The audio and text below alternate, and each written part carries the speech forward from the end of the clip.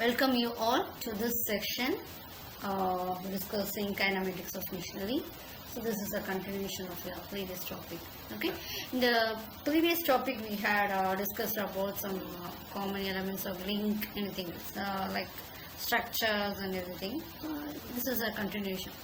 So this again we are going to discuss about the course outcome 1 only. So that is we are going to learn the fundamentals of kinematics. Okay. So we are going to learn about the fundamentals of kinematics. So again we are going into have some Kirchhoff's law and what is meant by inversion. So that concepts which are very important that we are going to discuss here. So we call as a kinematic chain. Okay. So kinematic chain, that's very important. The kinematic chain may be defined as the combination of kinematic pairs joined in such a way that the relative motion between them is completely constrained. Okay, the relative motion between them is complete. There will be no motion. The relative motion between them is completely constrained. In other words, we can also say that a kinematic chain is an assembly of links in which the relative motions of the links is possible and the motion of each link relative to the others is definite. So why I have bolded it as definite in the sense, the reason is everything is being determined and based on that I am only going on for your calculations.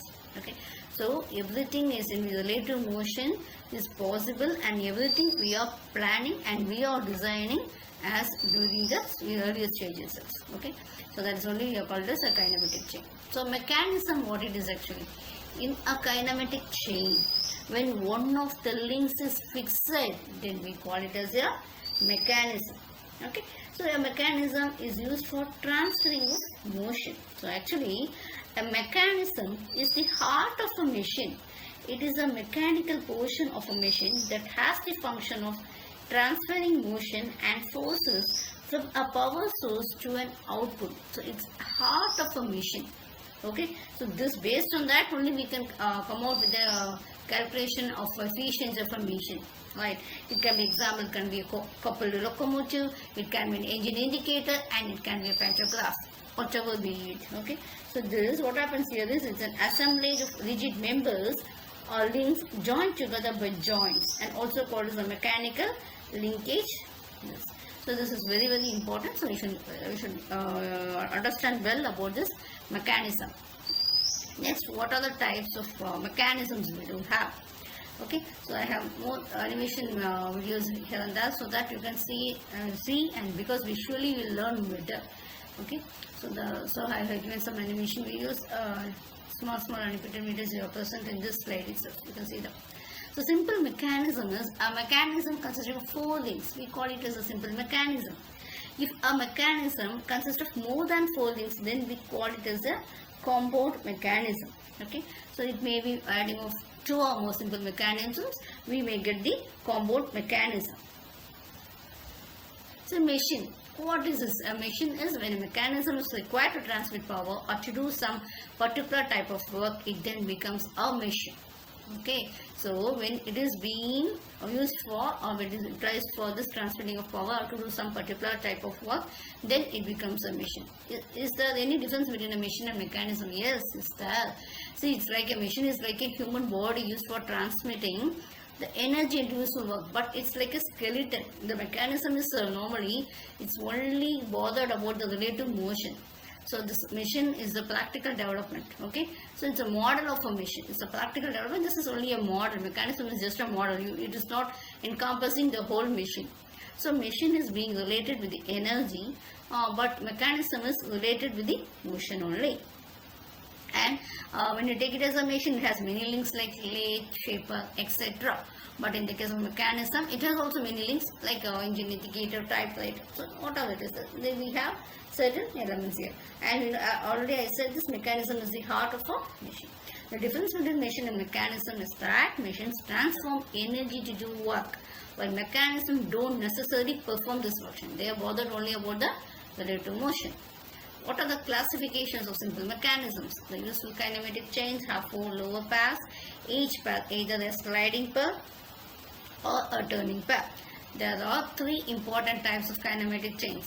The inversions of these three kinematic chains provide many mechanisms or missions as follows. Okay, so there are three types. Based on upon this, while you are inverting these only, we will get different mechanisms or missions. So kinematic chain is divided into three. One is a 4-bar chain, or it is called as quadratic cycle chain. All the four will be turning paths. Okay, all the four in the case of your quadratic cycle chain will be turning paths. In a single slider crank chain, we will have 3 turning and 1 sliding path. In double slider crank chain, we have 2 turning paths and 2 sliding paths. Okay. What is meant by inversion of a mechanism? We get as many mechanisms as the number of links in a kinematic chain by fixing its different links in your chain. The process of obtaining different mechanisms by fixing the different links of a same kinematic chain turn by turn. We call it as inversion of the mechanism. Okay, so we'll be learning this. The summary is, except the original mechanisms, all other mechanisms will be the inversions of original mechanism. So the inversion of a mechanism does not change the motion of its links related to each other. There will be no change in the motion of its links which are related to each other. Okay. The first one we have it as your 4-bar chain or your quadratic cycle chain. It has 4 links. You can see that's a 4 pairs which are turning in nature. The links of 4-bar chain rock are made of different lengths. That is crank. The crank will be of different lengths.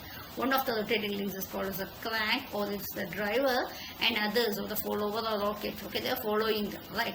The member which is connected to them, connecting the crank and the follower, we call it as a connecting rod, and the fixed link is your frame.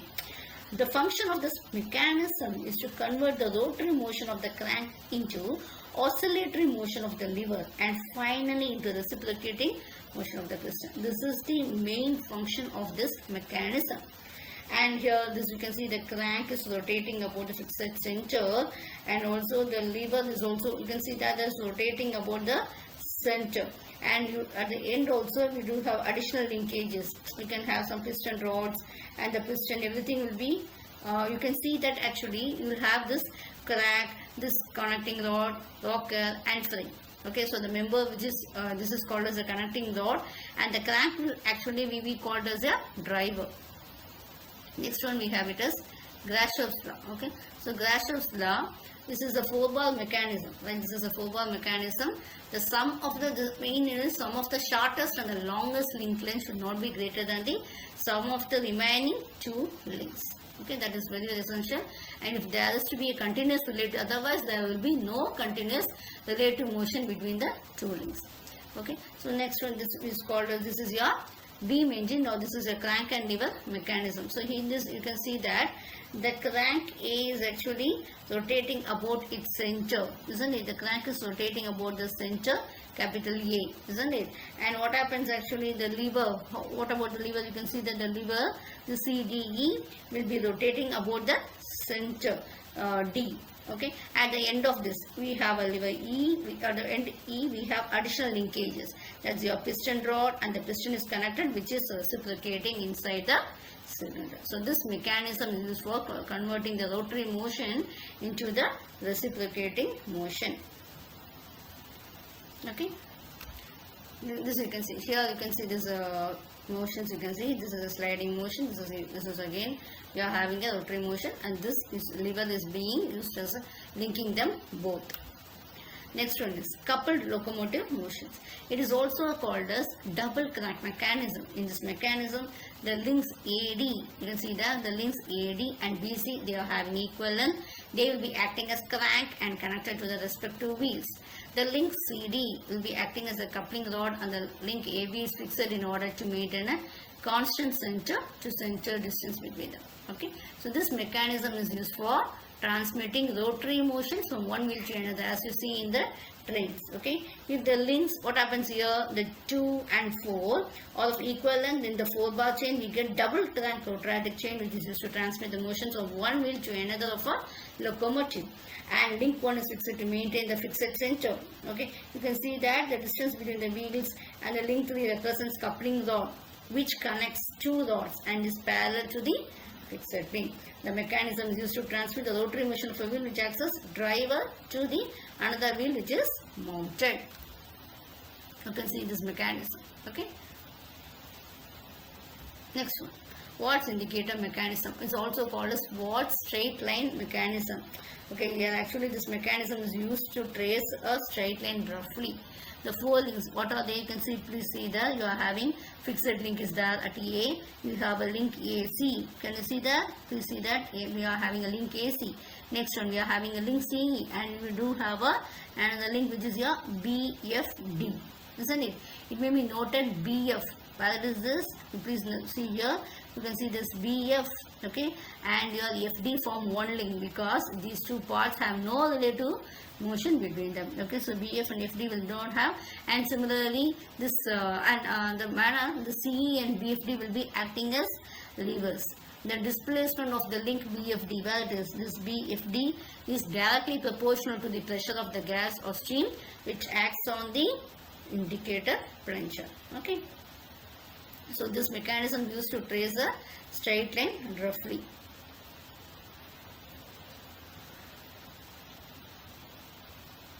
Now, and this is, you can see this here. Okay, this will, you can see this motion will be, it should be straightly like a straight line.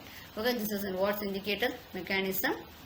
So we have learned the various mechanisms, and again thank you all for the patient listening.